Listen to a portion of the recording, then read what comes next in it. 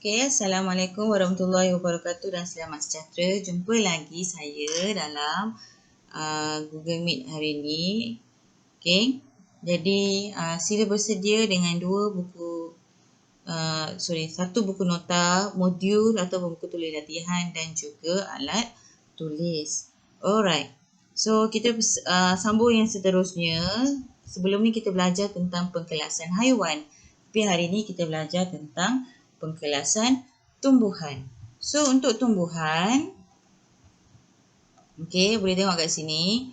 Untuk tumbuhan, okay, ada dua pengkelasan iaitu tidak berbunga dan berbunga. Tidak berbunga bermaksud sepanjang hayat dia memang tidak akan berbunga. Jadi tumbuhan berbunga ada satu tempoh dalam hayatnya yang dia akan berbunga. Itu bezanya. Ini langsung takkan, ini ada masa dia yang dia akan berbunga. So first of all, nota yang pertama ialah sila salin. Okey, peta pokok ini, kemudian sila salin peta pokok ini. Okey, rajah tidak perlu untuk lukis. So first of all ialah tumbuhan berbunga. Lumut, jadi tumbuhan yang ada adalah tumbuhan tidak berbunga. Okay, so contoh yang ada adalah lumut, paku pakis dan juga conifer. Okay, dan boleh tengok ya ciri-ciri dia dekat sini adalah membiak dengan menghasilkan spora bukan vaskula. Membiak spora, membiak dengan menghasilkan kon. Vaskula. So untuk ciri-ciri tumbuhan tidak berbunga, okay, so cara membiak dan juga vaskula. Okay, so ada dua ciri-ciri bagi tumbuhan tidak berbunga. Okay, seterusnya untuk tumbuhan berbunga.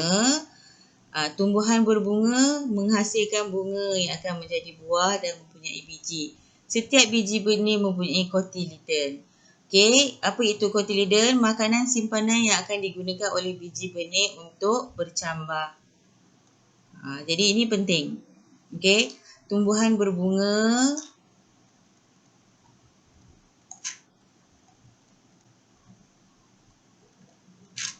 mempunyai biji benih dan seterusnya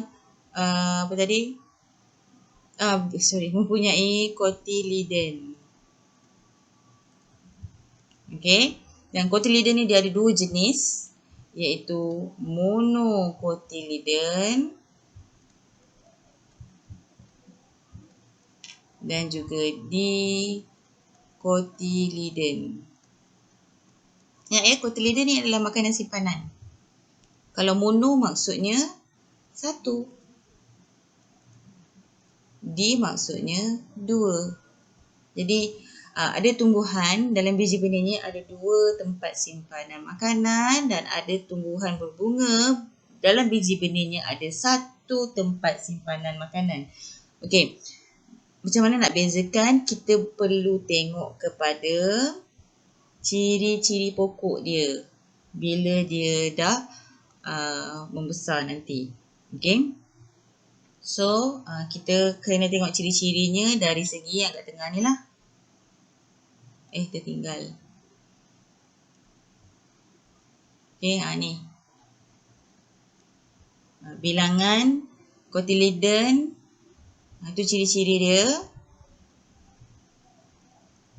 Kemudian akar jenis macam mana, daun, batang pokok.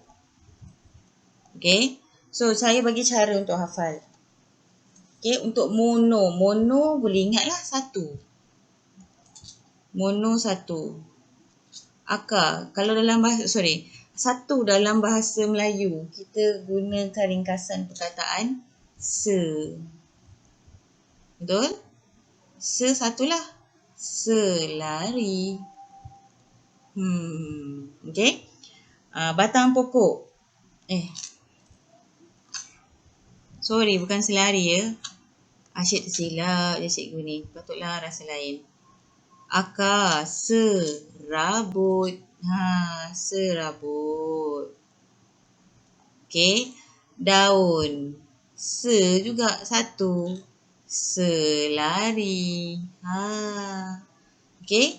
Kemudian yang ini batang yang lembut. Macam orang yang baru mula-mula nak berlari kan. Dia berlari dengan perlahan gitu je. Okey. Kalau untuk di cotyledon, dia adalah yang sebaliknya. Bilangannya ada 2. Akar adalah akar tunjang.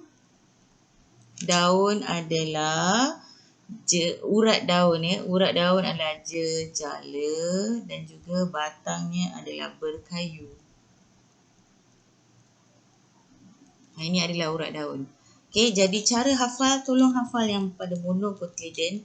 Bilangan 1, akar serabut, urat daun selari, batangnya adalah lembut.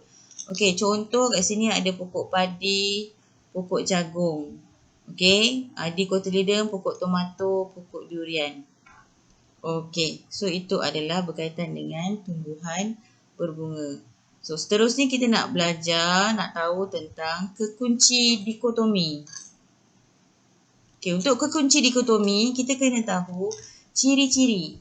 Kena ingat balik, ciri-ciri. Ciri-ciri yang ada pada haiwan dan ciri-ciri yang ada pada tumbuhan. Jadi, saya asingkan dulu. Ini kita belajar tentang haiwan dulu. Pada kita belajar haiwan itu, first kali untuk haiwan tidak bertulang belakang. Okay, so first kali adalah ciri tulang belakang. Tulang belakang. Okay. Kemudian kita belajar tentang haiwan tidak bertulang belakang. Kita tengok kepada kaki dia dan juga segmen badan. Okay. Kemudian kita pergi pula pada haiwan vertebrata, ada tulang belakang. Apa yang kita belajar adalah kumpulan darah, sejuk ataupun darah panas, poikiloterma atau homoioterma. Kemudian kita ada cara bernafas, kemudian persenyawaan,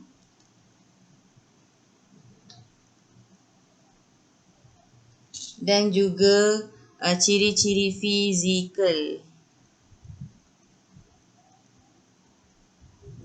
Jadi yang ini kita akan guna untuk menghasilkan satu keadaan, satu carta yang kita panggil sebagai kekunci dikotomi.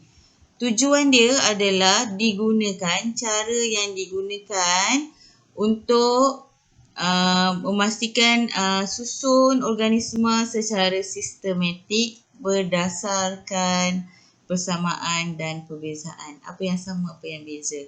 So, kita tengok contoh kekunci dikotomi yang ada. Okey, kekunci yang ada kat sini.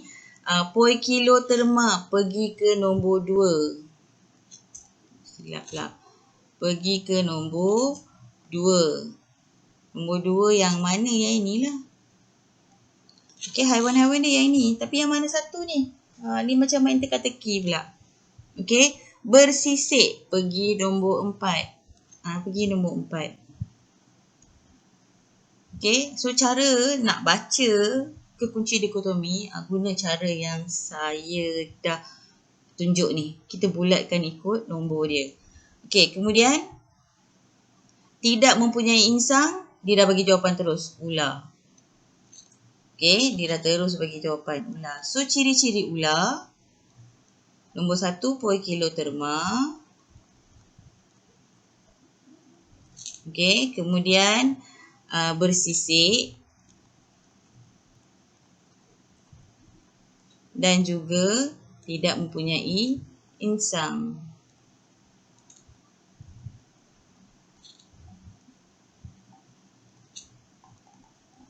Itu adalah cara untuk kita baca kekunci dikotomi. Okey, seterusnya Ini untuk tumbuhan pula. Kita try.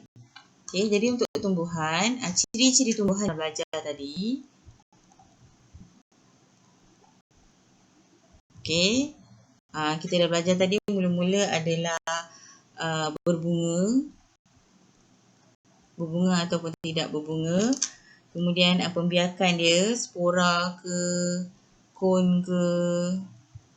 Okay. Kemudian ada vaskular ke tidak. Ini yang tidak berbunga. So untuk tumbuhan berbunga, kita belajar tadi tentang cotyledon dan juga biji benih. Okay.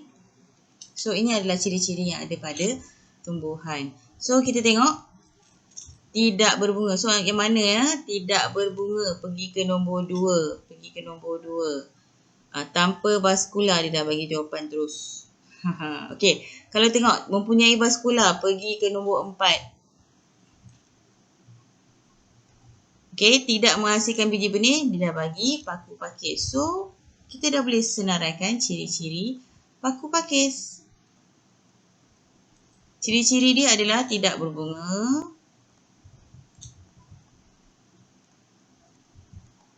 kemudian pergi ke nombor 2, mempunyai vaskular,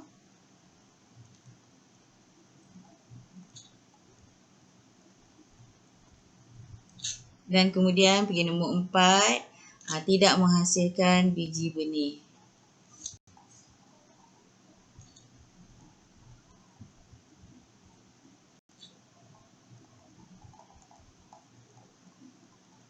Okey? So itu cara untuk kita baca kunci dikotomi. Alright. So itu saja daripada saya. Sekian. Terima kasih.